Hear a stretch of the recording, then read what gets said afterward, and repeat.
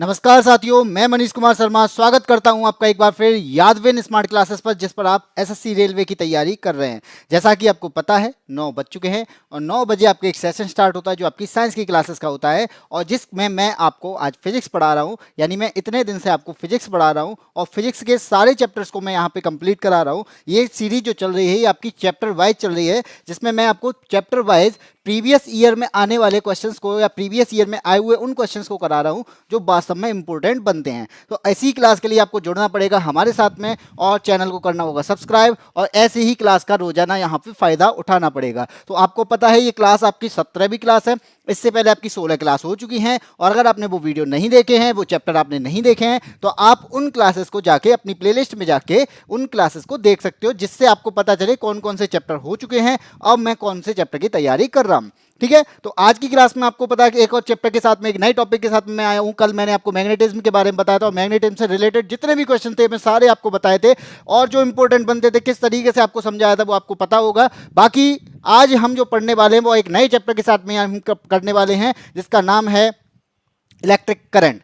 जिसका नाम क्या है? Electric current. तो हम आज इलेक्ट्रिक करंट को पढ़ने वाले हैं। तो इसी के साथ में इस चैप्टर को समझने के लिए, इस चैप्टर के आए हुए क्वेश्चंस को समझने के लिए, इसी तरीके से समझने के लिए वीडियो को कर दें लाइक और लाइक के साथ में अपने साथियों को, जो साथी मेरे साथ में जुड़े हुए उन सब साथी अपने आने वाले यानी जो एग्जाम आने वाला है उनके लिए अपने साथियों को शेयर कर दें, जिससे क्या होगा आपके साथी हमारे साथ में पढ़ेंगे और इसके साथ में एक कंपटीशन बढ़ेगा आपस में, जिसे कहते हैं हेल्दी कंपटीशन। और हेल्दी कंपटीशन भी बहुत मदद करता है किसी भी एग्जाम को क्वालिफाई करने के लिए। तो क्या करना है आपको मोबाइल उठाना है और अपने जो साथी हैं, अपने जो फ्रेंड हैं, जो आप जानते हैं जिन्हें, उनको करना है शेयर। तो इसी के साथ में गौरी गौतम और चित्रांशी चौहान, गुड इवनिंग। अब बढ़ते हैं हम आज के वीडियो में हैं। आज के इलेक्ट्रिसिटी यानी विद्युत को पढ़ने के लिए, विद्युत से आए हुए क्वेश्चंस को समझने के लिए सबसे पहला आता है आपका क्वेश्चन नंबर 1। और क्वेश्चन नंबर 1 आपसे क्या कहता है? क्वेश्चन नंबर 1 कहता है आपसे, इनमें से कौन सी धातुओं का उपयोग विद्युत तार बनाने के लिए किया जाता है? आपने देखे होंगे आपके घर में वायर होगा, तो वायर में जैसे ही आप उसको कट करते होगे तो उसमें आपने ना हल्के हल्के छोटे छोटे से वायर निकल के आते होंगे। तो वो वायर क्या है, वो वायर किससे बना होता है, इसके बारे में पूछा जा रहा है। यानी किस धातु का, किस मेटल का यूज किया जाता है। ऑप्शन आपके सामने है। भाई वो चांदी का बना होता है, सबको पता, भाई चांदी भले ही सुचालक हो लेकिन उससे नहीं बनाते हैं क्योंकि भाई वो बहुत महंगी पड़ती है। आपको रोजाना सुनते होगे सोना चांदी महंगा होता जा रहा है।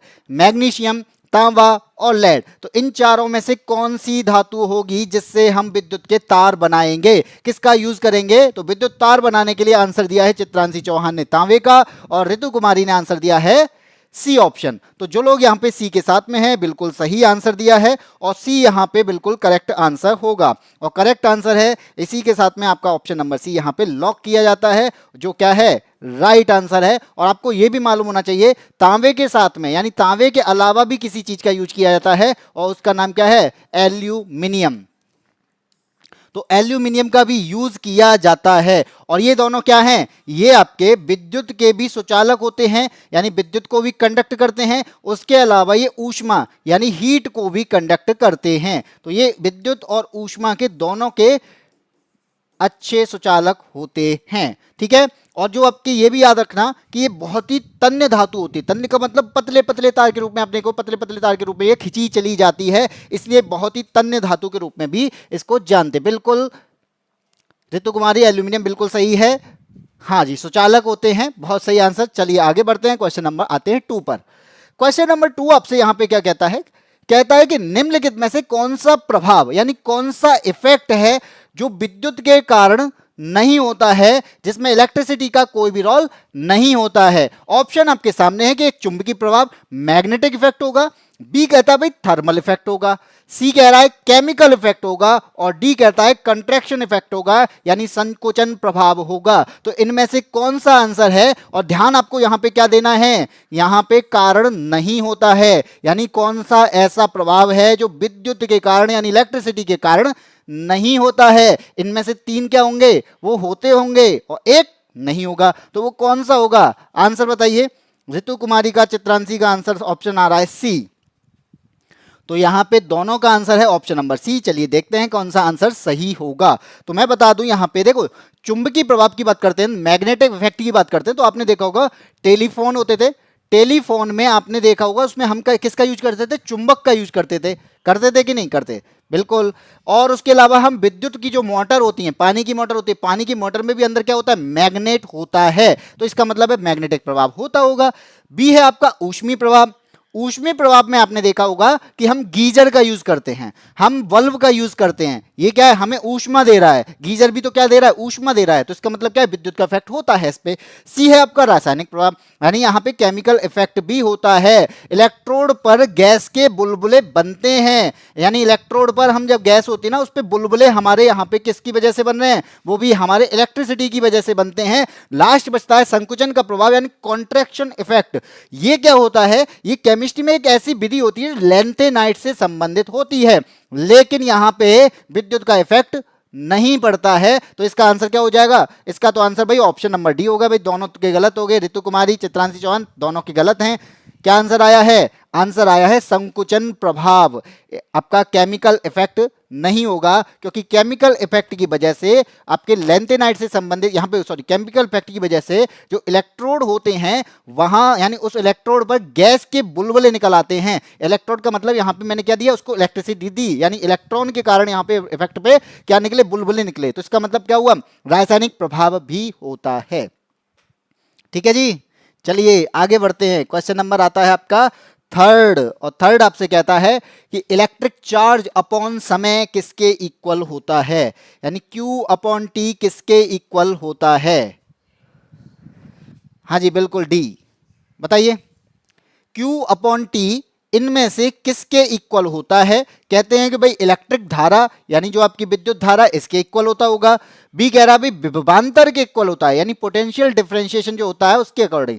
प्रतिरोधकता यानी रेजिस्टेंस, रेजिस्टिविटी और प्रतिरोध यानी रेजिस्टेंस, तो इनमें से किसके इक्वल होता है। तो आपको मालूम होना चाहिए, जो विद्युत धारा की डेफिनेशन की अगर मैं बात करूं तो विद्युत आवेश के प्रवाह की दर, विद्युत आवेश को हम क्या करा रहे हैं, प्रवाह करा रहे हैं, उसकी दर जो होती है, उसकी रेट जो होती है वो विद्युत धारा कहलाती है। तो इसका मतलब क्या है, ये विद्युत धारा का मात्रक है, ये विद्युत धारा का फॉर्मूला है। तो ऑप्शन नंबर ए यहां पे सही हो जाएगा कि I इक्वल टू क्या होता है, I इक्वल टू होता है Q अपॉन T, जहां पे Q क्या है, Q आपका क्या है, इलेक्ट्रिक चार्ज है, और T क्या है यहाँ पे समय। अब मैं इससे अगर कहूं कि इसका मात्रक क्या होता है, तो मात्रक की अगर मैं बात करूं तो मात्रक तो हम कहते हैं भाई एम्पियर होता है। और एम्पियर के अलावा इस फॉर्मूले का अगर मैं यूज करूं, यानी इस फॉर्मूले का यूज करूं तो क्या होगा, Q से बन जाएगा आपका कूलम, और आपका T क्या हो जाएगा, पॉन सेकेंड, ठीक है, कूलम पर सेकेंड। तो एक सेकेंड में विद्युत का आवेश या की प्रवाह होना, तो यही क्या है, दर का मतलब हम क्या करेंगे, दर का मैंने हमेशा बताया डिवाइड करेंगे किससे, टाइम से। ठीक है, तो क्या हो जाएगा इसका answer, I equal to Q upon T, electric धारा यानी विद्युत धारा बराबर Q अपॉन T आवेश अपॉन समय होता है। एम्पियर, हाँ जी बिल्कुल एम्पियर होता है, और इसके अलावा एम्पियर के अलावा कूलम पर सेकंड भी इसका मात्रक होता है, इसकी यूनिट होती है। आगे बढ़ते हैं, अगले पे आते हैं, क्वेश्चन नंबर 4 पे आते हैं। अब क्वेश्चन नंबर 4 आपसे क्या कहता है, क्वेश्चन नंबर 4 कहता है कि एक आपके पास में कैपेसिटेंस है, ठीक है, कैपेसिटर है, उस पर 10 वोल्ट पर 1 कूलम स्टोर करता है, यानी जो संधारित्र है वो क्या कर रहा है, 10 वोल्ट पर, यानी 10 वोल्ट के हम क्या करते हैं उस पर जैसे विभव देते हैं तो वो 1 कूलम को, यानी 1 कूलम आवेश क्या करता है, स्टोर कर लेता है। तो इसकी धारिता क्या होगी, तो इसकी धारिता हमें बतानी है, तो क्या आंसर होगा इसका।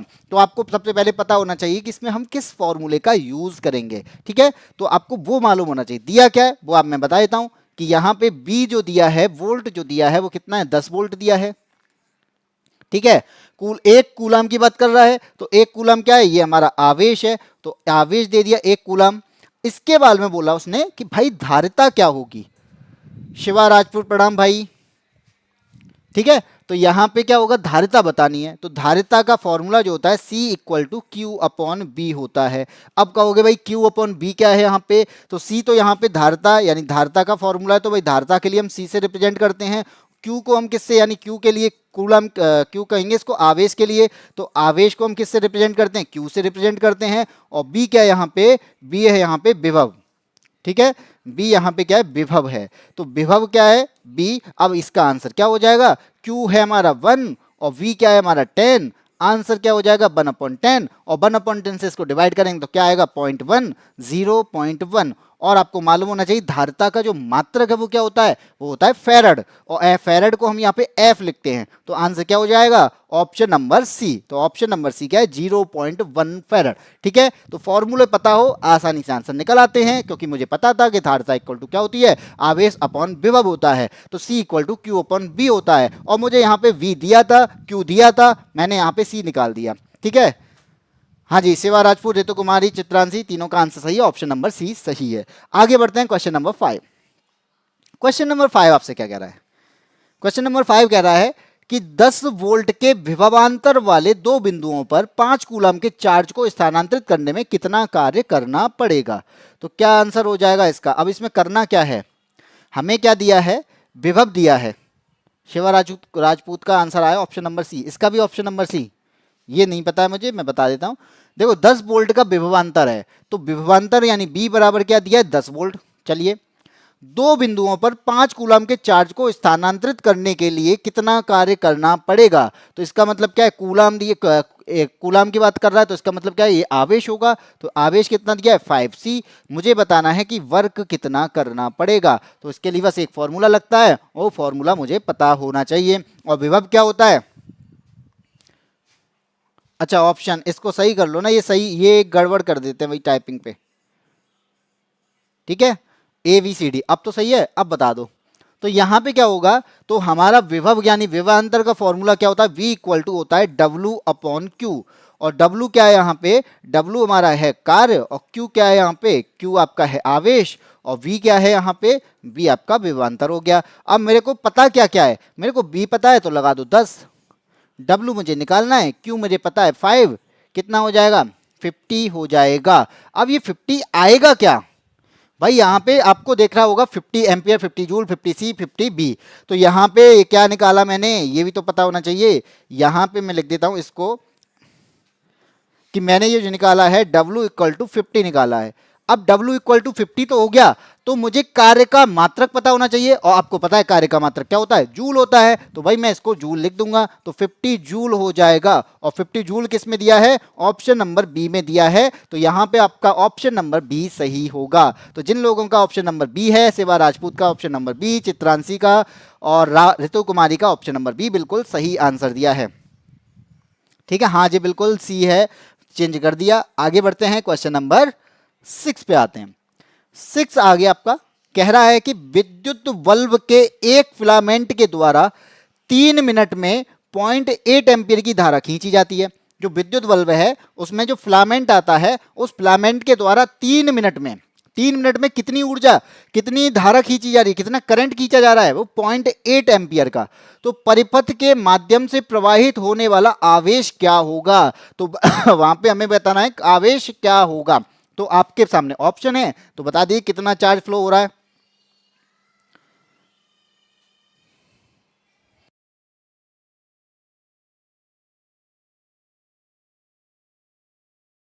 बताओ, यहां पे आपको क्या दिया है, आंसर आ चुका है शिवा राजपूत का 14.4 और चित्रांशी बता रही है ऑप्शन नंबर ए। चलिए देखते हैं। देखो विद्युत बल्ब के एक फिलामेंट के द्वारा टाइम दिया है, टाइम दिया 3 मिनट का, 3 मिनट हो गई भाई, टी बराबर दे गया 3 मिनट, और 3 मिनट को मैं किस में चेंज कर दूंगा भाई, सेकंड में चेंज करके चलूंगा, तो सेकंड करूंगा तो कितना हो जाएगा, मुझे सेकंड के लिए क्या करना पड़ेगा, 60 से मल्टीप्लाई करना पड़ेगा, तो ये कितना आएगा, 60 का 3 से मल्टीप्लाई करेंगे तो आ जाएगा 180, और ये क्या बन जाएंगी, ये सेकंड बन जाएंगी, यानी मिनट से सेकंड में कन्वर्ट कर दिया। 0.8 एम्पियर की धारा खींची जाती है, तो धारा का मतलब है ये आई है, आई क्या है 0.8 एम्पियर। ठीक है, अब पूछा गया कि आवेश क्या होगा, तो भाई फॉर्मूला क्या होता है, फॉर्मूला होता है Q बराबर होता है आई टी। Q अगर आप कैपिटल ही लेके चल रहे हैं तो Q बराबर होता है आई टी, तो I Q equal to I T. अब मेरे को सारी चीजें पता है, आप आंसर लग लो। Q क्या है यहाँ पे निकालना है भाई, हाँ निकालना है। आई क्या है हमारा 0.8 है, और T क्या है हमारा 180 है। ठीक है, 0.8 इंटू 180, और 18 8 कितने होते हैं 144 होते हैं, तो क्या हो जाएगा ये हो जाएगा 144, और ये क्या है कूलम है, आंसर निकल आया, और 144 दिया ऑप्शन नंबर बी में। भाई ऑप्शन नंबर बी आ रहा था, 14.4 आया है शिवा राजपूत का, गलत है। चित्रांशी गलत है। गीता सागर गुड इवनिंग। रितु कुमारी का ऑप्शन नंबर सी है, ऑप्शन नंबर सी भी यहाँ पे गलत हो जाएगा।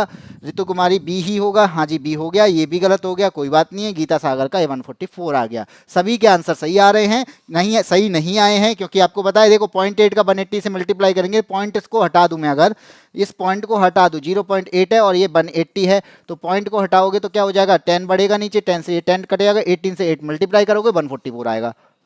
ठीक है, आगे आंसर सबका बिल्कुल वी ऑप्शन बिल्कुल सही है।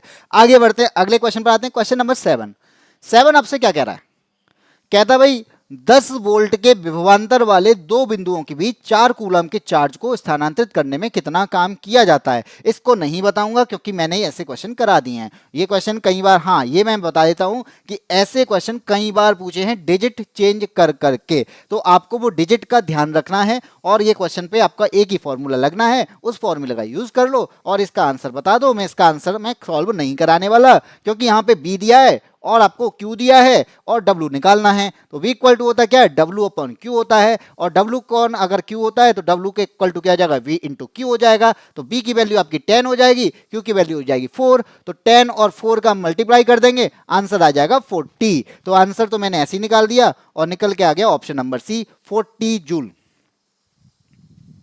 और जिन, हाँ रितु कुमारी का, शिवा राजपूत का, चित्रांशी का, गीता सागर, अब सही आ रहे हैं सभी के आंसर, ऑप्शन नंबर सी होगा 40 जूल। तो कुछ नहीं करना था, फॉर्मूले में रखना है, W बराबर होता है V इंटू क्यू, यानी कार्य बराबर क्या हो जाएगा, V इंटू क्यू हो जाएगा। B की वैल्यू यहाँ पे कितनी दी है, B की वैल्यू 10 दी है, Q की वैल्यू 4 दी है, हो गया आपका आंसर 40, और 40 क्या है, कार्य का मात्रक जूल, तो 40 जूल।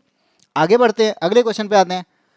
क्वेश्चन नंबर 8, यहां पे आपको क्या दिया गया है कि निम्नलिखित में से कौन से वैज्ञानिक ने दो आवेशित कणों के बीच आकर्षण यानी अट्रैक्शन, प्रतिकर्षण यानी रिपल्शन के बल को नियंत्रित करने वाला नियम दिया था। यानी आकर्षण और प्रतिकर्षण, जो आवेश होते हैं उन आवेशों के मध्य लगने वाला आकर्षण और प्रतिकर्षण जो बल होता है, उससे उसको कंट्रोल करने वाला, उसको नियंत्रित करने वाला बल क्या दिया था, एक नियम दिया था। ऑप्शन आपके सामने है भाई, दिया था चार्ल्स डुफे ने, बी कहता है माइकल फैराडे ने दिया था, सी कह रहा है भाई आर्किमिडीज के द्वारा दिया गया, लेकिन डी कहता है कूलाम के द्वारा दिया गया। तो आंसर क्या होगा, जल्दी बताइए।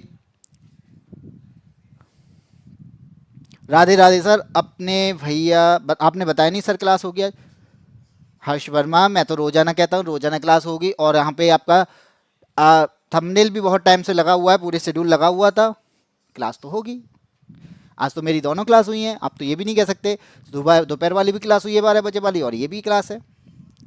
आंसर आ चुका है बी, और रितु कुमारी का आंसर आया है ऑप्शन नंबर डी। चलिए मैं बताता हूं, देखो यहां पे क्या है, ये अगर यहां पे बोला है आवेशित कणों के बीच आकर्षण और प्रतिकर्षण बल, तो आकर्षण और प्रतिकर्षण बल के बारे में बताने वाले कौन थे, वो थे कूलाम, जिनका नाम है चार्ल्स कूलाम। और चार्ल्स कूलाम के नाम से ही आपका एक नियम निकलता है, जिसका नाम क्या है, जिसका नाम है कूलाम का नियम। और कूलाम का नियम क्या होता है, तो जैसे आपका क्या होता है, जिस तरीके से हम गुरुत्वाकर्षण बल को पढ़ते हैं यानी उसके नियम को पढ़ते हैं, सेम वही है, बस यहाँ पे बस क्या बदला है, वहां पे क्या होता था द्रव्यमान, यहाँ पे है आवेश, वहां पे क्या होता था दूरी, यहाँ पे भी दूरी है, तो कुछ बदला नहीं है, बस आवेश बदल गया। तो यहाँ पे क्या है, दो स्थिर बिंदु के आवेश के मध्य लगने वाला आकर्षण और प्रतिकर्षण बल जो होता है, वो दोनों आवेशों के गुणनफल के समानुपाती, यानी दोनों आवेश के गुणनफल के Q1 और Q2 अगर मैं ले लूं तो गुणनफल के समानुपाती, और उनकी बीच की दूरी के व्युत्क्रमानुपाती होता है। तो ये जो अगर मैंने माने ये दो आवेश हैं, इन दोनों आवेशों के बीच लगने वाला आकर्षण और प्रतिकर्षण बल जो होता है, ये क्या है, Q1 है इस आवेश, और ये क्या है, Q2 है, और इन दोनों के बीच की दूरी क्या है, R है। तो यहाँ पे जो बल लगेगा वो ये लगेगा, तो F इक्वल टू क्या हो जाएगा, F इक्वल टू हो जाएगा, ये एक आपका कांस्टेंट आएगा, जब समानुपाती और व्युत्क्रमानुपाती को हटाते हैं यानी प्रोपोर्शनल और इनवर्सली प्रोपोर्शनल को हटाते हैं, तो वहां पे हमेशा क्या आता है, एक कांस्टेंट आता है। तो कांस्टेंट आ गया, और ये हो जाएगा Q1 Q2 upon R square. ठीक है, ये वहां फॉर्मूला किसने दिया था, इसके बारे में बताया था कूलाम ने। यहां पे फिर K की बात आई, ठीक है, मान लिया Q1 Q2 upon R square होता है, लेकिन K का मतलब क्या होता है, K तो यहाँ पे कांस्टेंट है, K की कुछ वैल्यू भी होनी चाहिए, जैसे हमारी उसमें थी। तो K का जो मान होगा यहाँ पे वो होता है आपका 1/4 pi epsilon zero, 1/4 pi epsilon zero, ये होता है आपका के का मान यानी कांस्टेंट का मान, और इसकी कुछ वैल्यू निकल के आती है और वो वैल्यू भी हमें पता होनी चाहिए क्योंकि इस वैल्यू को रखा जाता है कई सारे क्वेश्चंस में। तो 9 इंटू 10⁻9 होती है, 9 इंटू 10⁻9 होती है, और इसका मात्रक होता है न्यूटन मीटर स्क्वायर पर कूलम स्क्वायर। ठीक है, मैंने सी लिख दिया, उसका मतलब है कूलम स्क्वायर। तो न्यूटन मीटर स्क्वायर पर कूलम स्क्वायर इसका मात्रक होता है जो कांस्टेंट होता है इसका, और के इक्वल टू होता है 1/4 पाई एप्सिलॉन जीरो। अगर इस फॉर्मूले में आप लगाओ, इसको रखोगे तो एफ इक्वल टू होता है 1/4 pi epsilon zero Q1 Q2 upon R square. ठीक है, तो ये हो गया आपका answer option number D.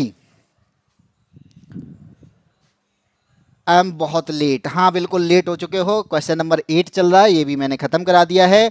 Coulomb का नियम है, एनटीपीसी अंडर ग्रेजुएट में कौन से जॉन वेस्ट रहेगा सर?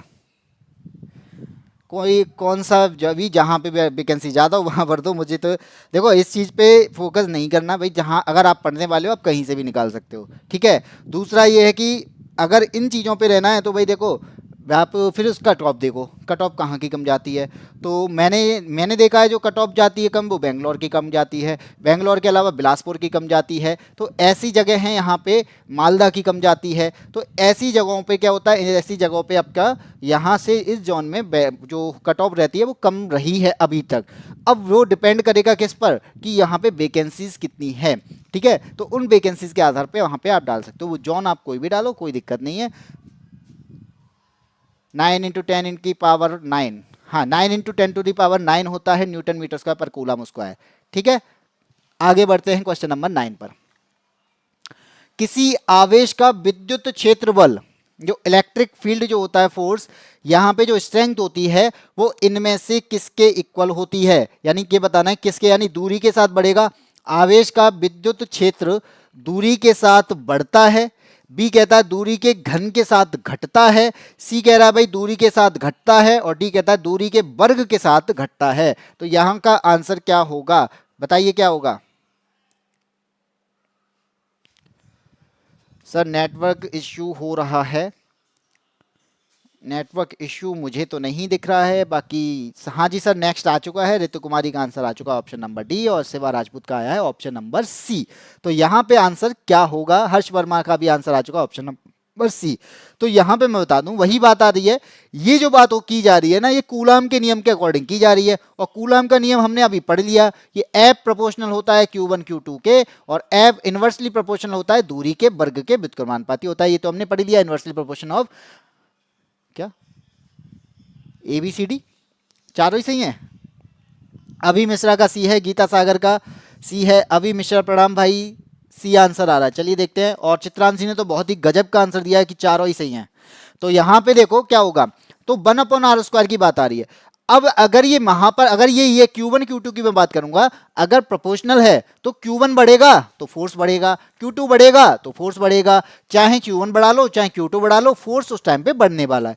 लेकिन यहां पे क्या होगा, R जो है यहां पे अगर मैं दूरी को बढ़ा दूं, क्योंकि ये इनवर्सली प्रोपोर्शनल है, और अगर इनवर्सली प्रोपोर्शनल है तो R को बढ़ाऊंगा तो फोर्स कम होगा, आर को कम करूंगा तो फोर्स ज्यादा होगा। तो इसका मतलब क्या है, यहां पे ये दूरी जो है ना, अगर दूरी बढ़ती जाएगी तो यहां पे दूरी का जो स्क्वायर कर दिया जाएगा ना, उसके साथ में फोर्स घट जाएगा। तो ठीक है, क्योंकि दूरी के स्क्वायर के ही तो इक्वल है। तो यहां पे अगर मैं कहूं ये Q1 Q2 है, ये Q1 Q2 है, इनकी दूरी थी क्या R। अब अगर मैंने दूसरा जो इनकी दूरी को बढ़ा दिया, Q1 Q2 की दूरी को बढ़ा दिया, तो ये क्या हो जाएगी, ये 2R कर दी। अब मैंने ये 2R किया, तो आप बताओ ये केवल क्या 2R रहेगी? नहीं, ये घट तो रही है, ये घट तो गई, लेकिन यहां पे क्या हुआ, कितनी घटी, 1/r², और 1/r² का मतलब क्या हो जाएगा, 1/4r², यानी दूरी के वर्ग के बराबर ये घट जाएगी, दूरी के वर्ग के साथ घट जाएगा। यानी आवेश का जो विद्युत क्षेत्र होगा वो इस दूरी के वर्ग के साथ घटेगा, क्योंकि हमारे फॉर्मूले में दिया है। इसलिए क्या हो जाएगा, ऑप्शन नंबर डी, दूरी के वर्ग के साथ घटेगा। ये बात याद रखनी है, ऑप्शन नंबर डी यहां पे होगा। दूरी के साथ तो घटेगा, ये बात सही है, लेकिन दूरी के साथ केवल दूरी जितनी है उतनी थोड़ी ना घट रहा है, उसके स्क्वायर के साथ और घट रहा है, तो हमें स्क्वायर को भी तो ध्यान में रखना है, तो स्क्वायर के अकॉर्डिंग यहां पे घटेगा। नेक्स्ट सर सी लगा दो आप भी तुक्का, हाँ जी लगा दिया, your answer should of Chitra. बस मेरा ही सही है। हाँ जी बिल्कुल, ऋतु कुमारी का ही सही है, बाकी किसी का, हाँ चित्रांशी का भी सही है। चित्रांशी ने चारों ऑप्शन दिए थे, कोई भी सही हो, मैं मेरा सही है बस। हाँ अब तो सही है। चलो आंसर आ चुका है, आगे बढ़ते हैं। Question number 10। 10 कहता है एक फ्यूज का कार्य क्या होता है। एक फ्यूज का कार्य क्या होता है, चार ऑप्शन है और चित्रांशी का आंसर आ जाएगा option number A B C D. तो आपको आपको बताना है क्या आंसर होगा। ए कहता है कि विद्युत धारा के द्वारा उत्पन्न प्रकाश, ये फ्यूज तार का कार्य है। बी कहता है फ्यूज विद्युत धारा द्वारा उत्पन्न ऊष्मा। सी कहता है कि धारा के द्वारा उत्पन्न चुंबकीय प्रभाव।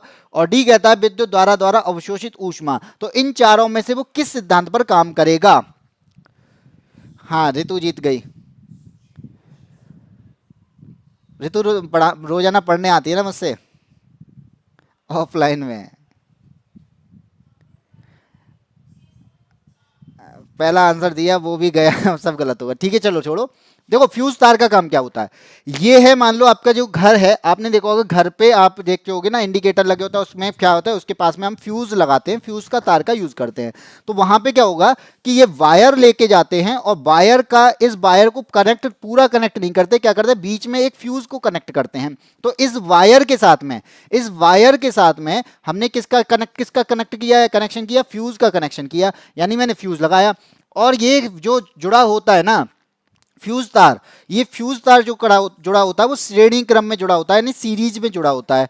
तो श्रेणी क्रम में इसको जोड़ दिया। अब जोड़ने के बाद में अब क्यों जोड़ा है भाई, सीधा वायर का यूज करते, क्यों इसको जोड़ा, उसका रीजन ये है कि अगर करंट ज्यादा हो जाए, अगर यहां पे करंट का फ्लो ज्यादा हो जाए, तो करंट के फ्लो को ज्यादा हो जाने की वजह से यहां पे घर की चीजें जो होंगी वो खराब हो जाएंगी। वो खराब हो जाएंगी तो क्या होगा, फिर आपका ज्यादा नुकसान हो जाएगा। फिर क्या करते हैं, तो उस नुकसान से बचाने के लिए हम यहां पे लगाते हैं फ्यूज, और फ्यूज में एक पतला सा वायर लगाते हैं। तो वो किसका लगा होता है वो आपको बताना है। तो यहां पे कहना है कि जैसे ये फ्यूज लगा है, इस फ्यूज में एक वायर लगा होता है, जैसे ही हीट बढ़ेगी विद्युत द्वारा के द्वारा यहां पे करंट बढ़ेगा, और करंट की वजह से यहां पे हीट बढ़ेगी, और हीट जैसे बढ़ेगी वो इसके अंदर लगे वायर को ब्रेक कर देगी। और जैसे ही ब्रेक होगा तो यहां पे आगे करंट फ्लो नहीं होगा, और आगे करंट फ्लो नहीं होगा तो क्या होगा, आपके जो भी विद्युत के उपकरण हैं वो बच जाएंगे।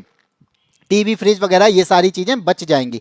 क्यों बच जाएंगी, क्योंकि यहाँ पे करंट के फ्लो को इसने खत्म कर दिया, और क्योंकि ये खुद जल गया। क्योंकि इसमें क्या होता है, एक आपका वायर लगा होता है हल्का सा पतला सा, वो बहुत ही निम्न गलनांक वाला होता है, यानी बहुत जल्दी मेल्ट हो जाता है जैसे ही हीट बढ़ेगी। और हीट बढ़ने पर क्या होता है, अगर वो टूट जाएगा तो आगे आपकी जो है करंट फ्लो नहीं करेगा। तो इसका मतलब क्या है, यहां पे आंसर क्या हो जाएगा, एक फ्यूज का कार्य जो सिद्धांत है वो किस पर काम करता है, यानी शॉर्ट सर्किट से क्षतिग्रस्त से बचाने का काम करता है। तो विद्युत धारा के द्वारा जो ऊष्मा उत्पन्न होती है उसके सिद्धांत पर काम करता है। तो ऑप्शन नंबर बी यहां पे सही हो जाएगा। ओ अच्छा,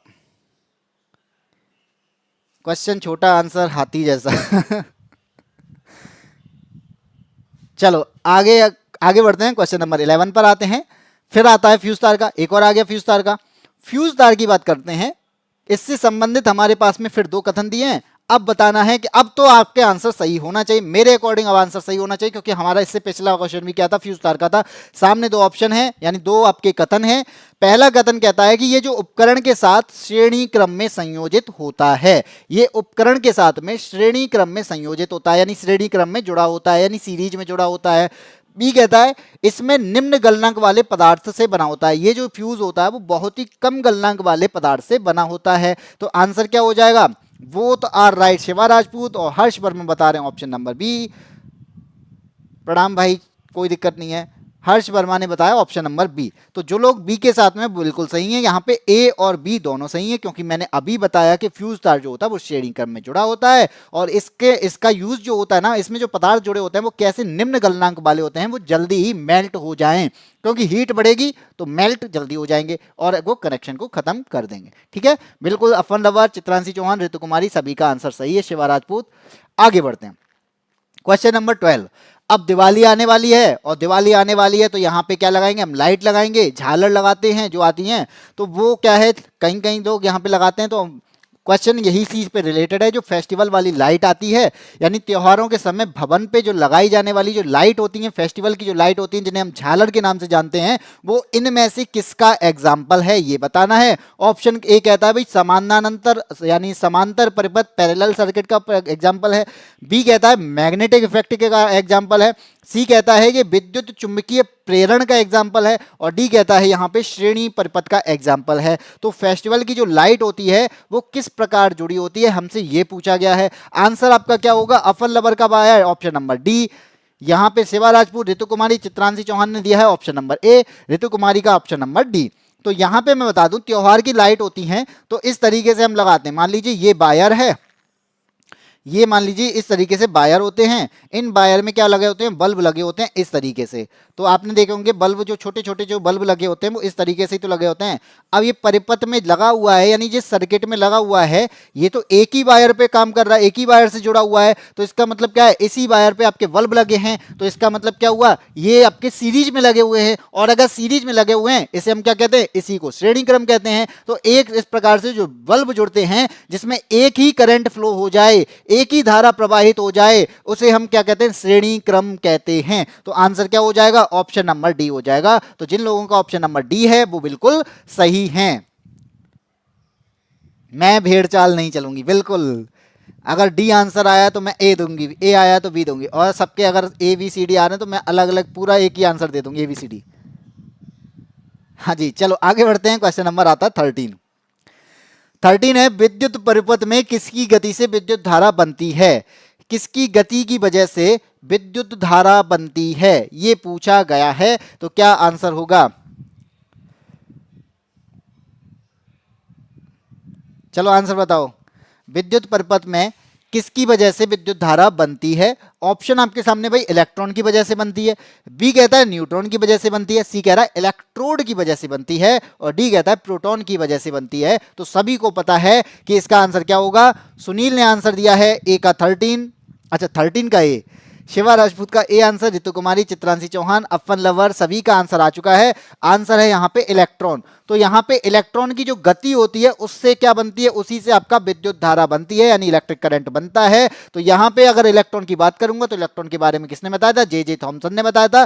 चालक तार में अगर 1 एम्पियर की विद्युत धारा प्रवाहित हो तो तार में प्रति सेकंड कितने इलेक्ट्रॉन प्रवाहित होते हैं। अगर 1 एम्पियर की धारा अगर मैंने प्रवाहित कर दी, 1 एम्पियर का करंट यहां पे मैंने प्रवाहित कर दिया तार में, जो तार होता है ना, वायर जो होता है, उस वायर में मान लीजिए ये वायर है और इस वायर में मैंने 1 एम्पियर की धारा को प्रवाहित कर दिया, तो इसका मतलब है कि इसमें इतने इलेक्ट्रॉन होंगे। तो इसमें कितने इलेक्ट्रॉन जाएंगे, तो इसका मतलब है कि इसमें 6.25 इंटू 10 की पावर 18 इलेक्ट्रॉन होंगे, और इसकी वजह से 6.25 into 10 to the power 18 electron की वजह से आपकी जो धारा बनती है उसे 1 एम्पियर की धारा कहते हैं। तो यहां से एक तरफ से जलेंगे और दूसरी तरफ से बाहर निकल जाएंगे।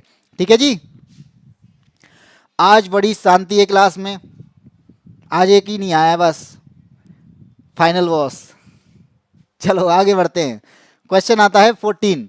क्वेश्चन नंबर 14 है आपका, यदि एक इलेक्ट्रॉन पर आवेश 1.6 into 10 to the power minus का 19 कूलाम हो और धारा 300 मिली एम्पियर हो तो 1 मिनट में एक लैंप से कितने इलेक्ट्रॉन गुजरते हैं। 1 मिनट में एक लैंप से कितने इलेक्ट्रॉन गुजरते हैं, हमें इसके बारे में बताना है। तो आंसर बताओ क्या होगा।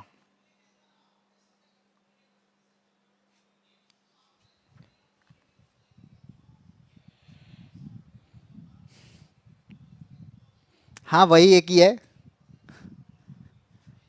आंसर बताओ क्या होगा। देखो इसमें देखो यहां पे क्या दिया है, एक इलेक्ट्रॉन पर आवेश दिया है, एक इलेक्ट्रॉन पर जो आवेश है वो कितना दिया है, 1.6 इंटू 10 टू दी पावर कितना, माइनस का 19 कूलाम दिया गया है।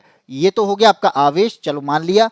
धारा दी है 300 मिली एम्पियर की, धारा कितनी है, 300 मिली एम्पियर की। तो इसका मतलब आई का मान कितना दिया है, 300 मिली एम्पियर, और मिली एम्पियर का मतलब है ये कितना हो जाएगा, 300, और मिली का मतलब होता है 10 की पावर माइनस का 3, और एम्पियर का मतलब होता है एम्पियर। ठीक है, तो मिली का मतलब क्या होता है, मैंने बताया था, जब भी 10, इनका मतलब होता है 10 की पावर, और 10 की पावर यहाँ पे मैंने लगा दी, मिली का मतलब 10 की पावर माइनस 3, तो यहाँ पे 300 इंटू 10 टू पावर माइनस 3 हो जाएगा।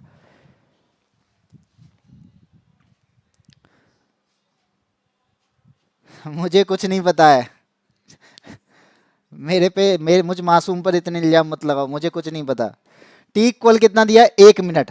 ठीक है, टाइम भी हमें दिया है कितना? 1 मिनट दिया है, और 1 मिनट यहाँ पे दिया है, इसका मतलब क्या होता है? सेकंड में चेंज करोगे तो 60 सेकंड हो जाएगा, और 60 सेकंड हो गया ये। अब क्या करना है, मेरे को पता है आई का फॉर्मूला, यानी धारा का फॉर्मूला क्या होता है? विद्युत धारा बराबर होती है आई बराबर क्यू अपॉन टी। ठीक है, ये फॉर्मूला सभी को पता है, आई बराबर क्यू अपॉन टी होता है। अब आप इसमें क्या करोगे? आवेश को लगा दोगे डायरेक्ट, यही तो करोगे। रूबी से शांति सिंगल है क्या?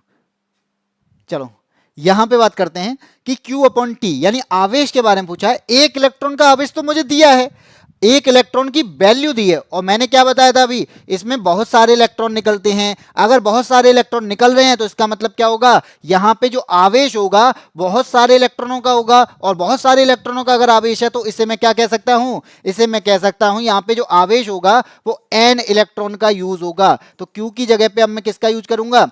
Q की जगह पे मैं n इलेक्ट्रॉन का यूज करूंगा। और n इलेक्ट्रॉन का यूज मैं क्यों कर रहा हूं? क्योंकि मुझे वैल्यू एक इलेक्ट्रॉन की पता है, और कई सारे इलेक्ट्रॉन से यहां पे विद्युत धारा से कई सारे इलेक्ट्रॉन प्रवाहित होने हैं, तो मुझे क्या करना पड़ेगा? मुझे n का मान निकालना है, कितने इलेक्ट्रॉन गुजरते हैं मुझे ये पता करना है, और मुझे क्या करना होगा? यहां पे इलेक्ट्रॉन की यानी आवेश की जगह पे n इलेक्ट्रॉन का यूज करना होगा, क्योंकि मुझे इलेक्ट्रॉन की वैल्यू दी है। तो क्या करूंगा मैं? बस यहां पे फॉर्मूले भी यूज कर दो। क्या होगा? आई का मान दिया है आपको कितना? 300 इंटू 10 की पावर माइनस का 3। चलो आई की वैल्यू हो गई। अब क्या दिया है यहां पे? क्यू की जगह पे मुझे क्या करना है? एन इलेक्ट्रॉन यूज करना है, और एन इलेक्ट्रॉन अपन क्या हो जाएगा? टी का मतलब क्या दिया है? 60 सेकंड दिया है। चलो कर लिया। अब क्या होगा? यहां पे एन इलेक्ट्रॉन, यानी एन का मतलब मुझे एन की वैल्यू निकालनी है, और एक इलेक्ट्रॉन की वैल्यू मुझे दी है। तो क्या करेंगे हम? 300 इंटू 10 की पावर माइनस का 3 इक्वल टू एन का एन, और इलेक्ट्रॉन की वैल्यू दी है 1.6 10 टू द पावर माइनस का 19 अपॉन 16। ठीक है, अब आपको क्या करना है? यहां से n की वैल्यू निकालनी है। तो n की वैल्यू आप निकाल लो। क्या हो जाएगा? n इक्वल हो जाएगा ये 300 इंटू 10 की पावर माइनस का 3 इंटू 60 अपॉन 1.6 इंटू 10 की पावर माइनस का 19। यहां से इसको सॉल्व करो, जो भी आएगा वही आंसर होगा। 300 into 10 to the power minus का 3 into 60 upon 1.6 into 10 to the power minus का 19। यहां पे आपको बस सॉल्व करना है। ये माइनस का 3 नीचे आएगा, ये प्लस का हो जाएगा, यहां से पावर कम हो जाएगी, ये पावर बन जाएगी ऊपर जाके 20, 90 को ऊपर ले जाओगे, ये जीरो कट जाएंगे। सबको इसको सॉल्व करना है, आंसर निकाल लेना, और आंसर सही निकालना है। फाइनली आदित्य चौधरी आ चुके हैं। अब आपको लग रहा था कि क्लास जो शांति से चल रही थी, अब वो क्लास शांति से नहीं चलेगी। ठीक है, अब बस खुश। ऋतु कुमारी का आंसर आ गया बी। बताओ अब आंसर क्या होगा? मैंने बता दिया। मुझे क्या करना था? देखो, एक इलेक्ट्रॉन की वैल्यू दी थी, ठीक है, मैंने एक इलेक्ट्रॉन की वैल्यू को यहां पे लिख लिया। यहां पे धारा दी थी मुझे 300 मिली एम्पियर की, तो मिली की जगह पे मैंने 10 की पावर माइनस 3 का यूज किया, क्योंकि आगे जाके ये क्या करेगा? कटेगा। अब 1 मिनट दिया है, यानी टाइम दिया है, उसको 60 सेकंड में चेंज कर लिया। धारा का फॉर्मूला क्या होता है? क्यू अपॉन टी होता है। क्यू की जगह पे, यानी मुझे आवेश नहीं पता करना, मुझे आवेश नहीं पता करना, क्योंकि मुझे एक इलेक्ट्रॉन का आवेश दिया है, लेकिन मुझे एक इलेक्ट्रॉन का आवेश नहीं, मुझे इलेक्ट्रॉनों की संख्या पता करनी है, यानी इलेक्ट्रॉन कितने इलेक्ट्रॉन निकलेंगे वो मुझे पता करना है। तो वो मैं कैसे निकालूंगा? तो मुझे आवेश जो दिया है वो एक इलेक्ट्रॉन का दिया है, इसी वजह से मैंने यहाँ पे n इलेक्ट्रॉन का यूज किया, क्योंकि मुझे n की वैल्यू भी निकालनी पड़ेगी। तो मैंने बस यही किया है, बाकी जो वैल्यू थी वही पुट की है, जो वैल्यू थी वो मैंने इसमें रख दी। अब n का जो मान निकल के आएगा वो क्या निकल के आएगा वो आप निकाल के देख लेना, लेकिन मुझे जो पता है यहाँ पे आंसर जो आना है वो क्या आएगा? 1.125। अब फन लवर बी होगा। हाँ जी बिल्कुल, बी आंसर होगा, ऑप्शन नंबर बी। 1.125 इंटू 10 की पावर 20 इलेक्ट्रॉन यहां से गुजरेंगे। नेटवर्क इश्यू हो रहा है। अभी मिश्रा का आंसर ऑप्शन नंबर बी। हाँ जी जिल बिल्कुल बी राइट है। आगे बढ़ते हैं, क्वेश्चन नंबर 15। 15 आपसे क्या कहता है?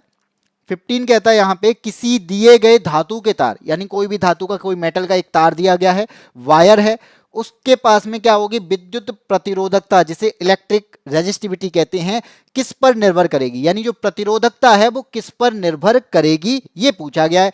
इसकी लंबाई पर निर्भर करेगी, इसकी मोटाई पर करेगी, इसके आकार पर करेगी, या धातु की प्रकृति पर करेगी।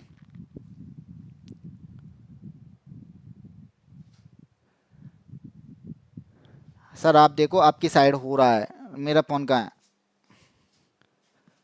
मेरी साइड से, भाई मेरी साइड से सही चल रहा है, मेरी साइड से सही चल रहा है, कोई दिक्कत नहीं है। चलो मैं बताता हूँ। यहाँ पे मैं देखो एक वायर लिया, ये है आपका वायर। अब वायर के पास में लंबाई तो होती है, तो ये लंबाई मान ली, यानी कितनी भी लंबाई का होगा।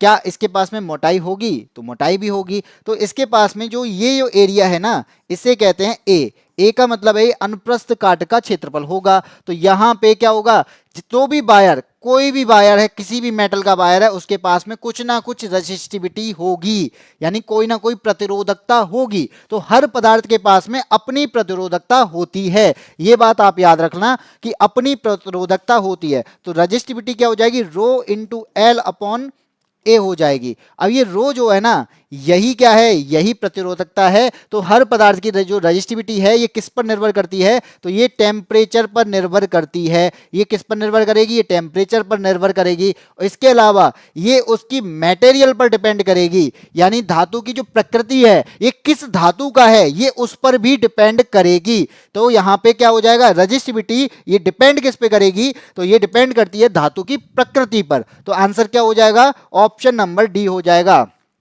धातु की प्रकृति पर निर्भर करती है।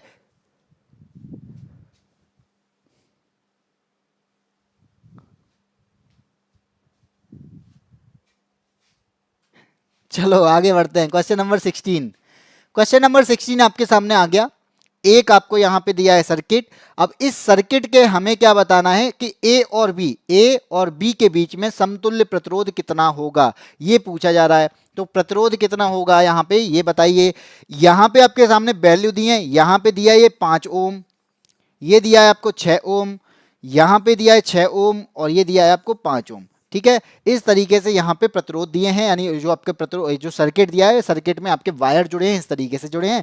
मुझे आपको यहाँ पे आंसर, मतलब आपको मुझे आंसर बताना है। तो क्या आंसर होगा, तो यहाँ पे आपको दिख रहा होगा कि यहाँ पे ये दोनों जो प्रतिरोध हैं वो कैसे जुड़े हुए हैं, यानी ये जो आपके प्रतिरोध दिख रहे हैं ये कैसे हैं, ये श्रेणी क्रम में है, और ये दोनों भी किस में है, ये भी श्रेणी क्रम में है। तो जब भी श्रेणी क्रम की बात आएगी, तो प्रतिरोध के लिए जब भी श्रेणी क्रम की अगर बात आएगी, तो श्रेणी क्रम में प्रतिरोध का जो फॉर्मूला बनेगा वो बनेगा 1/r equal to R1 plus R2, sorry 1/r नहीं, R equal to R1 plus R2। तो मैं इसको अगर मैं बनाऊंगा तो क्या हो जाएगा, R1 प्लस R2 का मतलब 5 प्लस 6 11। ठीक है, ये हो गया 11 ओम। इसका अगर इसको भी ऐड करूंगा तो क्या हो जाएगा, ये दूसरा वाला भी क्या हो जाएगा, आर डैश मान लो इसे, ये भी आपका 6 प्लस 5 दिया है, तो ये भी हो जाएगा आपका 11। ठीक है, ये हो गया आपका 11 ओम। अब जो सर्किट है यहां पे आपको दिया है, ये जो सर्किट है, अब ये सर्किट किस में जुड़ जाएगा, ये आपका श्रेणी क्रम में जुड़ जाएगा। ये क्या होगा, ये दोनों अलग आपके समांतर क्रम, सॉरी ये समांतर क्रम में जुड़ जाएगा। अब क्यों जुड़ जाएगा, क्योंकि इसको फॉर्मूला, इसको यूज किया मैंने, इसके लिए अलग चित्र बनाऊंगा तो यानी एक इमेज बनेगी इस तरीके से। ठीक है, अब ये बन जाएगा, और कितने का बना, ये 11, दोनों 11 बने, ये 11 है और ये भी 11 है, और ये दोनों किस में जुड़े हुए हैं, ये अब समांतर क्रम में जुड़े हुए हैं, सीरीज में नहीं है। अब ये किसने, समांतर क्रम में है। समांतर क्रम में प्रतिरोध का फॉर्मूला क्या होता है, 1/r equal to 1/r1 plus 1/r2। आप इसका यूज करो, क्या हो जाएगा 1/11 प्लस 1/11। आप यहाँ पे 11 को ले लोगे, एलसीएम हो जाएगा 2/11। तो ये 2/11 जो निकली है ना, ये वैल्यू किसकी निकली है, ये निकली है 1/r की। तो यहाँ पे r की वैल्यू क्या हो जाएगी, तो r की वैल्यू हो जाएगी 11/2 ओम। तो आंसर क्या हो जाएगा, आंसर निकल के आया 11/2 ओम, ऑप्शन नंबर सी। सर कोई क्लास को लाइक करना है, सर को नहीं क्लास को लाइक करना है। हाँ 11/2। यहां पे मैं बता दूं क्या था कि आपका पास में सर्किट दिया था, ये जो श्रेणी, ये दोनों जो जुड़े थे, ये वायर जो जुड़े थे यानी ये श्रेणी क्रम में जुड़े हुए थे, ये नीचे भी क्या है श्रेणी क्रम में है, और ये दोनों किस में जुड़े हुए हैं, समांतर क्रम में, अलग अलग वायर हैं। अब होता क्या है यहाँ पे कि मैं श्रेणी क्रम के लिए यूज करता हूँ क्या, श्रेणी क्रम का फॉर्मूला अगर जुड़ा होगा तो R1 प्लस R2, और जितने आपके यहाँ पे प्रतिरोध जुड़े हैं वो उसकी बात होती है, R1 plus R2 plus R3 कितने होंगे वो, ठीक है। मेरे पास में 2 हैं तो 5 और 6, इनको जोड़ा तो ये 11 आया, इस वाले को जोड़ा ये भी 11 आया। तो अब जो आपका इमेज बनेगी वो इस तरीके से बनेगी 11 और 11, ठीक है। अब ये दोनों किस में जुड़े हुए हैं, इस श्रेणी क्रम में नहीं है, ये अलग अलग वायर पे हैं, तो इसका मतलब ये समांतर क्रम में है। अब ये समांतर क्रम में तो इसके लिए जो फॉर्मूला यूज होता है वो 1/r equal to 1/r1 plus 1/r2 होता है। बस वैल्यू को रखना है, जो वैल्यू निकलेगी वो 1/r की होगी, और जो 1/r की वैल्यू आई है इसको रिवर्स कर दोगे तो क्या हो जाएगा, ये r की वैल्यू निकल आएगी। बस इतना करना था, आंसर निकल आया। चलिए आगे बढ़ते हैं, क्वेश्चन नंबर 17 है। यहाँ पे 5 ओम के 3 प्रतिरोध हैं, 5 ओम के 3 प्रतिरोध हैं, श्रेणी क्रम में जुड़े हुए हैं, और 1.5 वोल्ट यानी 1.5 वोल्ट के सेल से श्रेणी क्रम में जुड़े हुए हैं। परपथ की धारा का मान क्या होगा, तो मुझे धारा का मान बताना है, क्या होगा बताइए।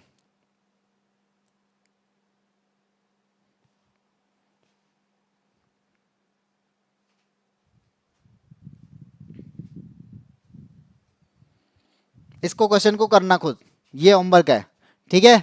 यहाँ पे कुछ नहीं है, 3 प्रतिरोध हैं श्रेणी क्रम में, 5 ओम के 3 प्रतिरोध हैं, तीनों प्रतिरोध किस में हो गए, 5 5 5 यानी 15 ओम हो गए, और 15 ओम कितनी बैटरी के साथ में जुड़े, 1.5 वोल्ट की बैटरी के साथ में जुड़े हुए हैं। तो यहाँ पे वोल्ट हो गया आपका। अब क्या करना है, धारा का मान निकालना है, तो आई बराबर क्या हो जाएगा,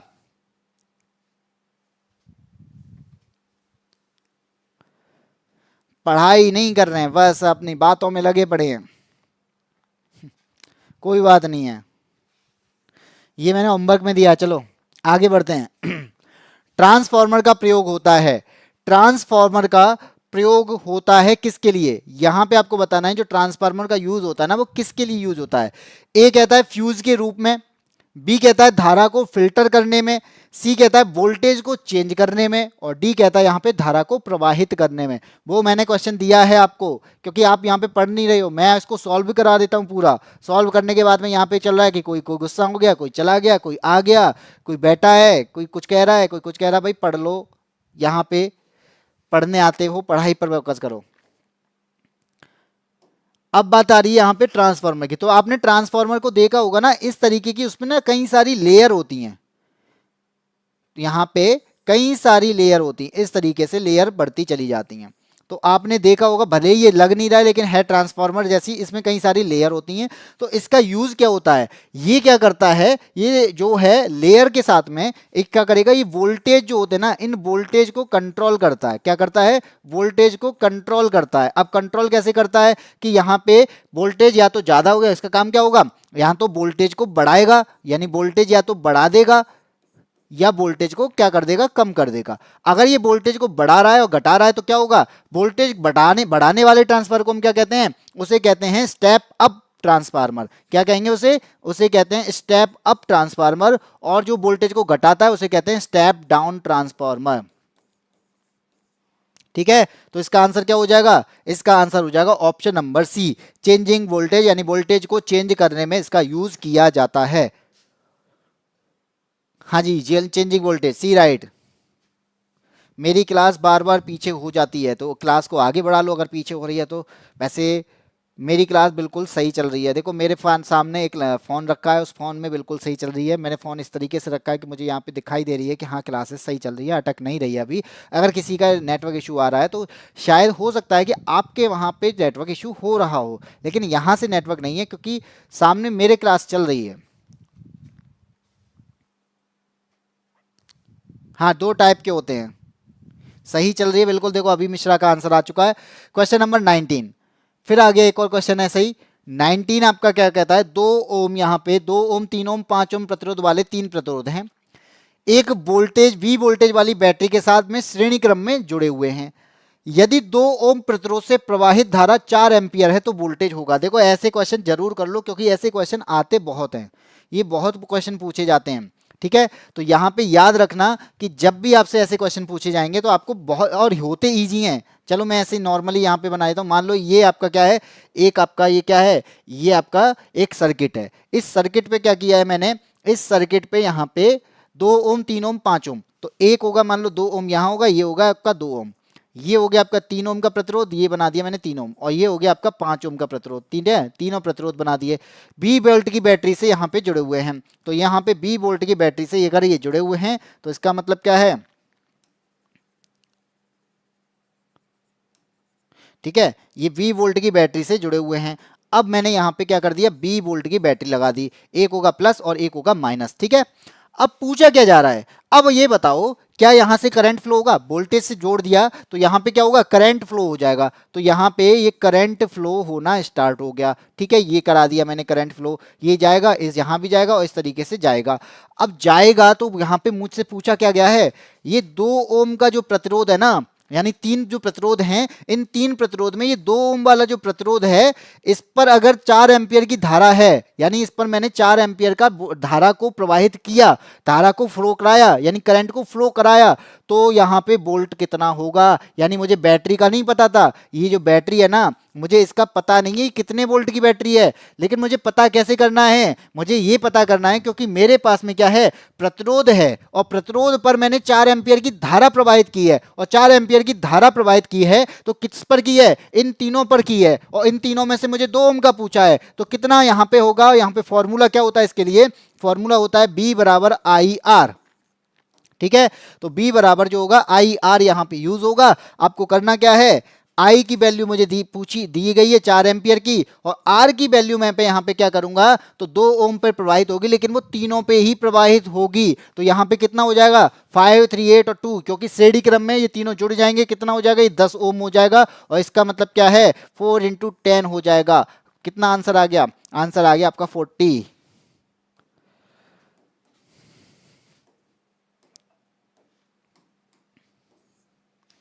40 वोल्ट आया है। 17 का आंसर 0.1, क्वेश्चन नंबर 90। अच्छा 17 का बताया, ठीक है, उसमें भी यही फॉर्मूला लगेगा, V = IR। अब आ रहे हैं सबके आंसर। रिया ने आंसर दिया, रियाज मोहम्मद ने आंसर दिया है 20 वोल्ट। भाई 20 वोल्ट नहीं होगा, ये 40 होगा। याद रखना, देखो करंट जो फ्लो होगा, भले ये प्रतिरोध है, लेकिन इस पूरे वायर पे आपका करंट फ्लो होगा, श्रेणी क्रम में जुड़े हुए हैं भाई, और श्रेणी क्रम में जो करंट फ्लो होगा, आप एक बार बताओ, यहाँ पे आपने देखो झालर देखी ना, वो झालर आपकी श्रेणी क्रम में है, तो वो झालर वहां पे जो श्रेणी क्रम में है ना, तो वहां पे करंट फ्लो एक ही तार में सभी पे लगेगा, जितने भी उस पे बल्ब जोड़ दिए जाएंगे सब पे करंट जाएगा कि नहीं जाएगा। तो वहां पे चाहे 2 ओम हो, चाहे 3 ओम हो, चाहे 5 ओम का कितना भी प्रतिरोध लगा दो, वो जाएगा करंट सब पर। तो इसी वजह से यहाँ पे जो आर का यूज हुआ है ना, ये आर आपका तीनों के लिए यूज होगा, भले ही उसने 2 ओम का पूछा है, लेकिन यहाँ पर श्रेणी क्रम में होने की वजह से इन तीनों पे क्या होगा, इन तीनों पे बराबर लगेगा करंट, और बराबर करंट होगा, तो इस वजह से यहाँ पे जो आर जो है वो 10 ओम होगा, और 10 की वजह से इसकी वैल्यू जो आएगी वो 40 आएगी। जय माता की गुरुदेव एंड ऑल स्टूडेंट, भाई जय माता की भाई। ठीक है, आगे बढ़ते हैं, क्वेश्चन नंबर 20 पे आते हैं। अब आ गया ये क्वेश्चन नंबर विद्युत बल्ब के बारे में। बल्ब आपने देखा होगा, विद्युत बल्ब जो होते हैं वो विद्युत बल्ब पर प्रदर्शित विद्युत की रेटिंग दी जाती है। तो हम कहते हैं ना 100 वाट का बल्ब ले आओ, 50 वाट का बल्ब ले आओ, 20 वाट का ले लो, 10 वाट का ले लो। अब तो बहुत सारी, अब तो एलईडी आ गई हैं, तो 5 वाट, 2 वाट, 3 वाट ऐसे भी आती हैं।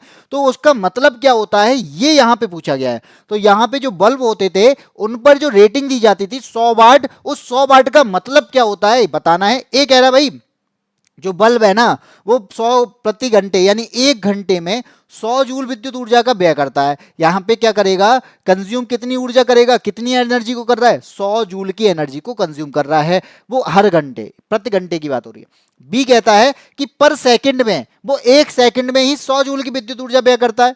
ये बात कर रहा है घंटे की, ये बात कर रहा है सेकंड की। सी कह रहा है कि वो 1 मिनट में 100 जूल विद्युत ऊर्जा को कंज्यूम कर लेता है। और लास्ट का कह रहा है, लास्ट कह रहा है बल्ब प्रति घंटे 100 किलो जूल, 100 वाट का मतलब 100 किलो जूल बोल रहा है, तो 100 किलो जूल विद्युत ऊर्जा का व्यय करता है। तो इसका आंसर क्या होगा, यहां पे हमें यह बताना है। तो आपको पता है बल्ब तो कैसा होता है, मुझे यहां पे बल्ब तो बनाना आएगा नहीं, बना के देखता हूं चलो। ये है बल्ब, मैं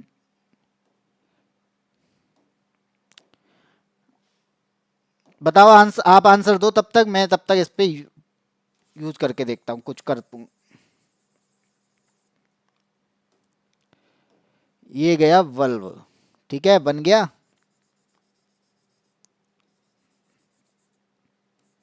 इसी टाइप का होता है ना कुछ,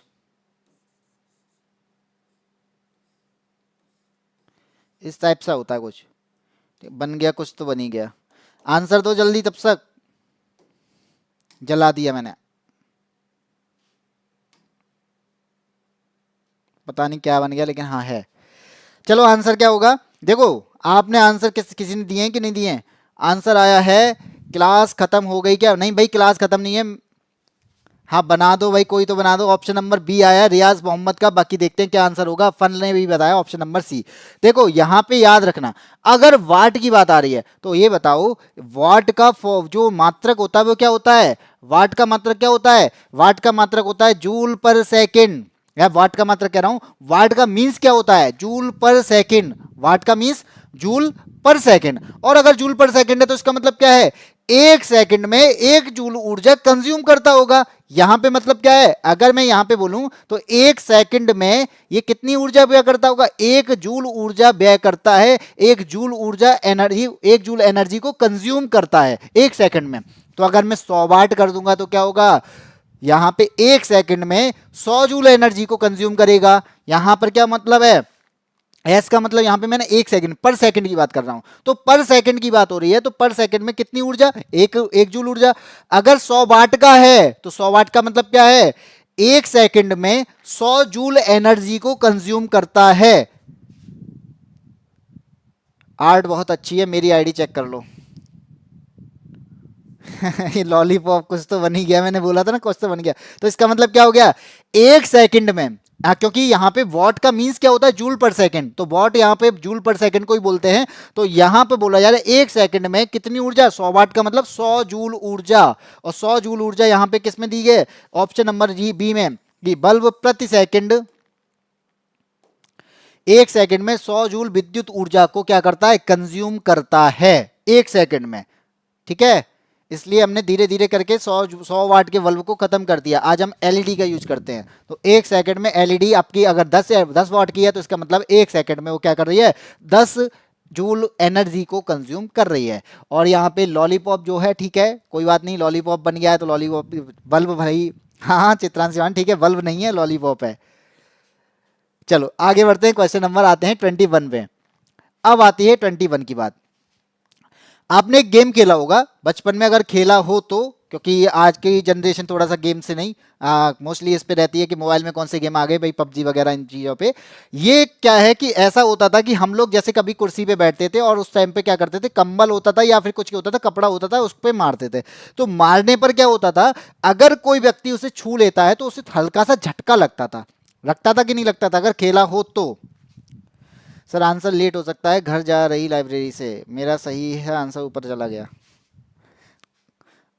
ठीक है इसकी बात करेंगे। तो कृत्रिम रेशों से निर्मित अपने कंबल को समेट रहा था तब, यानी कोई, यानी मैं, ठीक है जब मैं ही अपनी बात करता हूं, जब मैं कृत्रिम रेशों से निर्मित अपने कंबल को समेट रहा था यानी फोल्ड कर रहा था, तब उसमें हल्की सी चिंगारी उत्पन्न हो गई। तो ये चिंगारी किसकी उत्पत्ति का कारण है। ऑप्शन कहता है भाई फ्रिक्शनल इलेक्ट्रिसिटी हो सकती है, बी कहता है भाई करंट इलेक्ट्रिसिटी हो सकती है, सी यहां पे बता रहा है फ्लो ऑफ इलेक्ट्रिक फील्ड है, और डी कहता है फ्लो ऑफ पोटेंशियल है। तो आपने गेम खेला हो तो आपको पता होगा। सर आपका पर्सनल नंबर मिल सकता है, पर्सनल का क्या करोगे, नंबर है तो है, ये नंबर मैं ही उठाता हूँ, काय को टेंशन ले रहे हो, इस पे कॉल कर लो मैं उठाऊंगा। करो अभी, लेकिन अभी मत करना, अभी तो क्लास चल रही है।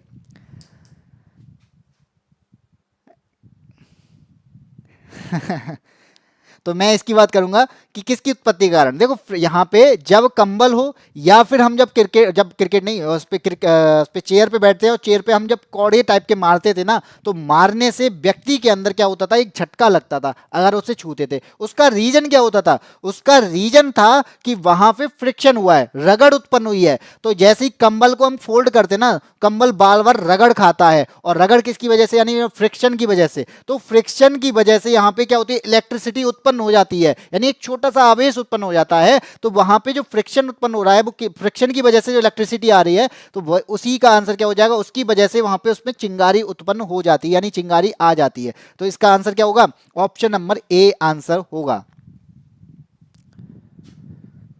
सर अभी भी होता, भाई अभी भी होता है, क्यों नहीं होता। ये कोई हड़प्पा सभ्यता वाले थोड़ी हैं कि पत्थर से पत्थर, यानी पत्थर पत्थर से पत्थर रगड़ के चिंगारी बना रहे हो, वो थोड़ी है, ये अलग है। ये कंबल वाली बात है, यहाँ पे जो कंबल होंगे, या फिर नॉर्मली आप कभी भी गेम खेल लेना, मैं कह रहा हूँ खुद ही किसी कोई कुर्सी पे बैठा हो चिपा उस पे, तो उस पे क्या करना है, कोड़े मारने की कोशिश करना, हल्का सा, जो 5 6 10 बार कोड़े मारना। कोड़े मारने के बाद में थोड़ा सा, कोड़े का मतलब वो नहीं, वो रस्सी वाला कपड़े से बना के, तो उसको मारना, थोड़ी देर बाद उसको छूने की कोशिश करना, हल्का सा झटका लगेगा। और ये कर रहा, ये गेम था, हम बचपन में हम खुद खेलते थे इस गेम को, कि देख करंट का लगा के दिखाता हूँ तुझे, इस तरीके से, ठीक है।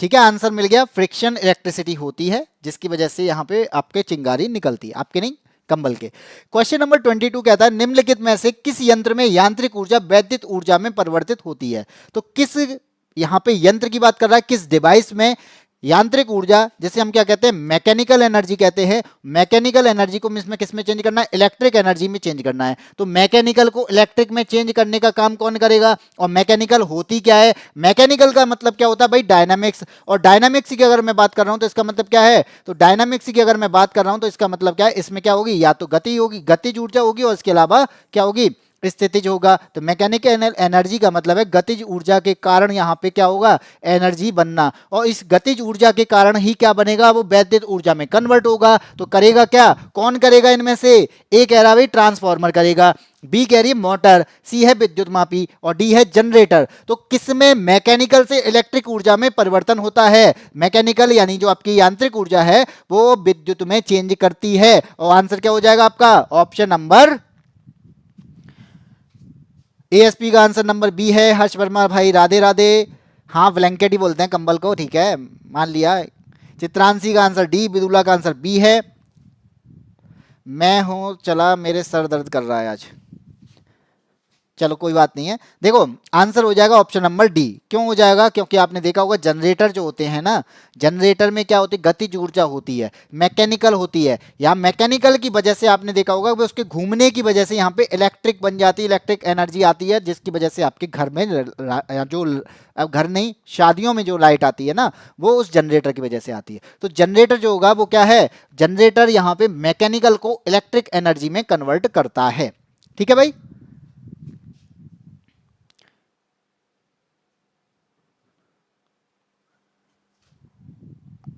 सर तैयारी बहुत करते हैं लेकिन पेपर नहीं निकल पाता है, हर बार जीके में रह जाते हैं, 25 में से 19 ही कर पाते। 25 में से 19 क्या कम होते हैं, हाँ ये अगर 25 में से 19 कर पा रहे हो तो थोड़ा सा और मेहनत कर लो, 25 में से 20 पहुंचोगे, 22 पहुंचोगे, 23 पहुंचोगे, 19 कम नहीं होते हैं जीके में, वो भी। सर मेरी ना सुनी, अब मैं क्वेश्चन भूल गई सेम रियाज भाई, चलो कोई बात नहीं है। क्वेश्चन नंबर 23, निम्न यंत्र से विद्युत धारा का मापन करते हैं। विद्युत धारा का मापन, आज का आखिरी क्वेश्चन, क्वेश्चन नंबर 23, इस इलेक्ट्रिक से रिलेटेड, यानी इलेक्ट्रिक जो करंट हम पढ़ रहे थे इससे रिलेटेड आपका आज का आखिरी क्वेश्चन है। अगर मुझे इस चैप्टर में थोड़ा सा और कुछ अच्छा दिखता है तो उससे रिलेटेड अगर क्वेश्चन मुझे और समझ आते हैं तो मैं क्या करूंगा, आपकी कल भी क्लास इसी की रखेंगे। बाकी आज जो है, आज का ये आखिरी क्वेश्चन है, और क्वेश्चन में क्या कह रहा है कि किस डिवाइस के द्वारा विद्युत धारा का मापन किया जाता है। ए कहता है भाई वोल्ट मीटर से करते हैं, सी कह रहा है एनीमोमीटर से, सी कहता है कंप्यूटर से, और डी है अमीटर। तो किससे हम विद्युत धारा का मापन करते हैं। सर एक दिन ओनली न्यूमेरिकल करवा दीजिए, अच्छा लगता है करते करते। न्यूमेरिकल तो मैं करा दूं लेकिन यहाँ पे देख के भाग जाते हैं न्यूमेरिकल को। ऑप्शन नंबर डी, बिदुला ने आंसर दे दिया है, एएसपी का आंसर है ए 23 का। हर्ष वर्मा बता रहे हैं ऑप्शन नंबर डी, और अफन लबर बता रहे हैं अमीटर। चित्रांशी चौहान का आंसर आ गया है ऑप्शन नंबर डी। तो जो लोग ऑप्शन नंबर डी के साथ हैं उनका आंसर सही है कि विद्युत धारा का जो मापन होता है वो किसके द्वारा होता है, वो अमीटर के द्वारा होता है। बाकी यहाँ पे आप देखोगे वोल्ट मीटर के द्वारा विभव अंतर, यानी विभव अंतर पोटेंशियल डिफरेंस जो होता है उसका मापन किया जाता है, इससे किसका, विभवांतर का। और यहाँ पे एनीमोमीटर की बात करते हैं तो एनीमोमीटर क्या करता है, विंड की जो गति होती है यानी वायु की जो वेग होता है, तो यहाँ पे वेलोसिटी ऑफ वायु यानी वेलोसिटी ऑफ विंड, तो वायु का जो वेग होता है उसको मीजर करता है। कंप्यूटर की बात आप सभी जानते हैं, कंप्यूटर तो सभी चलाते हैं तो आप सबको पता होगा। बाकी ऑप्शन नंबर डी अमीटर जो है, इससे हम विद्युत धारा का यानी करंट का मेजरमेंट करते हैं। तो आज की क्लास हमने पढ़ ली, और आज की क्लास आपको कैसी लगी, और ये चैप्टर है इलेक्ट्रिक का, इलेक्ट्रिक करंट, आपको भाई इसके क्वेश्चंस देख के आपको करंट लगा कि नहीं लगा, और आपको समझ में आए तो बहुत अच्छी बात है, और नहीं समझ में आए तो आप क्लास को दोबारा देख सकते हो, क्योंकि यहाँ से क्वेश्चंस बनते हैं, और कैसे क्वेश्चन बनते हैं वो मैंने आपको दिखा दिए। लेवल आपको समझ में आ चुका होगा, तो इसी तरीके से आपको तैयारी करनी है। जितने भी एग्जाम आने वाले रेलवे के सभी के में इसी टाइप का लेवल रहता है। हाँ, थोड़ा सा आपको ग्रुप डी का लेवल बढ़ जाता है, भले ही ग्रुप डी आपको दिखता है ना, ग्रुप डी का पेपर सभी लोग का मतलब जितने भी लोग हैं वो अगर उस पेपर को देखेंगे ना, तो एनटीपीसी और जितने भी एग्जाम आप देखोगे उनमें से थोड़ा सा अलग लेवल होता है। अलग लेवल का मतलब थोड़ा सा अच्छा लेवल होता है ग्रुप डी में, तो ग्रुप डी का पेपर थोड़ा सा अच्छा आता है। तो आप इन चीज़ों को भी करके देखो। हाँ, सब जाना तो सर को एक लाइक, सर को नहीं, एक वीडियो को लाइक जरूर करके जाना। जितने भी साथी मेरे साथ में हैं, वीडियो आपने देखी है तो आपको बस लाइक करना है इसी के साथ में, और लाइक करने के साथ साथ इस वीडियो को शेयर भी करना है अपने साथियों को जो रेलवे की तैयारी कर रहे हैं। मैं कह रहा हूँ रेलवे के अलावा अगर वो साइंस की तैयारी कर रहा है, चाहे वो एसएससी के लिए पढ़ रहा हो, चाहे वो किसी भी एग्जाम के लिए पढ़ रहा हो, आपके एग्जाम में साइंस आता है तो आप इस क्लास को इंपॉर्टेंट मान सकते हैं और इसको पढ़ सकते हैं, क्योंकि इसी भले ही ये रेलवे के क्वेश्चन हैं तो क्या रेलवे वाले क्वेश्चन क्या एसएससी में नहीं आ सकते? आ सकते हैं ना। तो वही सेम क्वेश्चन होता है, सेम क्वेश्चन उठा के डाल देते हैं। तो आप इन क्वेश्चन को पढ़ते रहो, चाहे वो एसएससी हो, चाहे वो किसी की भी तैयारी हो, ये इंपॉर्टेंट बनते हैं। ठीक है, अब आप बताइए, समझ आया लेकिन करंट नहीं लगा? हाँ, बस यही होना चाहिए, करंट नहीं लगना चाहिए। 2 बार की हूँ लाइक, 1 बार लाइक और एक और बार क्लास को। भाई इतना मत करो, 2 बार लाइक का मतलब है कि अगर मैंने 2 बार लाइक कर दिया तो वो लाइक ही हट जाएगा। ये तो वो वाला सिस्टम हो गया, वो प्लस क्या होता है, माइनस प्लस माइनस होता है क्या, उस टाइप से कि क्लास को लाइक करना प्लस है, मेरे को करना वो माइनस है, तो वो माइनस ही आएगा। छोड़ो, ठीक है। क्लास मुझे लगता है, और ये क्लासेस आपकी रोजाना होती है, सभी को पता है 9 बजे क्लास होती है रोजाना। ये रेलवे की जो क्लासेस है मैं 9 बजे आपको पढ़ाता हूँ। फिजिक्स की क्लासेस चल रही हैं, इसमें मैं आपको चैप्टर वाइज क्वेश्चन रोजाना करा रहा हूँ, यानी हर चैप्टर से आने वाले या आ चुके क्वेश्चन को हम यहाँ पे रखते हैं और उनको सॉल्व करते हैं। इसके बाद में जैसे ही आपकी फिजिक्स खत्म हो जाए, क्योंकि 2 या 3 चैप्टर बचे हैं, इन 2 या 3 चैप्टर के बाद में, क्योंकि इसके बाद में आपका प्रकाश की बचा है यानी ऑप्टिक्स वाला चैप्टर बचा है, ऑप्टिक्स के बाद में शायद एक चैप्टर और बचा है नाभिकी वाला, तो वो वाला चैप्टर करेंगे। उसके बाद हम क्या करने वाले हैं, उसके बाद केमिस्ट्री और बायोलॉजी को इनमें से किसी एक को करने वाले हैं। वो भी अब वो आपको डिसाइड करना है कि आपको चैप्टर वाइज पढ़ना है या फिर मिक्स क्वेश्चन के साथ में पढ़ना है, वो आपको ही डिसाइड करना होगा। जब स्टार्ट होगा तब बताना है, क्योंकि अभी तो आपकी फिजिक्स ही चल रही है। ठीक है, तो इसी के साथ में आप पढ़ते रहें, इसी के साथ में आप, क्या हुआ हर्षु भाई हर्षु भाई को क्या हो गया? सर आप अच्छा पढ़ते हैं, यू एंड थैंक्स यू करो जो उसके साथ क्लास करना। आप नहीं सर। ठीक है भाई रियाज मोहम्मद, रोजाना पढ़ते रहोगे तो होशियार जरूर हो जाओगे, क्योंकि कोई भी चीज एक दिन में नहीं आती, लेकिन एक ना एक दिन आ जाती है। बस इतना याद रखना, एक ना एक दिन इतना लेट ना हो जाए कि आपका एग्जाम निकल जाए, एग्जाम तक में आ जानी चाहिए बस। ठीक है, क्योंकि जितनी जल्दी आएगी उतना ज़्यादा बेटर है, आप उसके बाद में अपनी तैयारी को और अच्छे से कर पाओगे। क्योंकि यहाँ पे इस प्रैक्टिस के साथ में आने वाले एक्सपेक्टेड जो क्वेश्चंस हैं उनको भी करना जरूरी होता है, उसको हम जब करेंगे तब देखेंगे। ठीक है, हाँ एक दिन जरूर आती है, लेकिन बस लेट नहीं होना चाहिए। एक दिन आता जरूर सबका है भाई, कहते हैं ना अपना दिन आएगा, आता जरूर है, समझना होता है कि मेरा चल रहा है कि नहीं चल रहा। चलिए आज की क्लास में इतना ही रखते हैं, इसी के साथ फिर मिलते हैं। कल 12 बजे आपकी क्लास होगी जीएस की, जिसमें मैं आपको जीएस पढ़ाता हूं एसएससी जीडी के लिए। ठीक है, और रेलवे की जो जीएस है वो ललित सर के द्वारा पढ़ाई जाती है, वो आपको शाम को 6 बजे मिलती है यहाँ पे। उसके बाद मैं 9 बजे क्लास लेता हूँ जो आपकी फिजिक्स की होती है। उसके बाद में करना है thank you, good bye, sorry good bye नहीं, गुड नाइट, जय हिंद, जय भारत।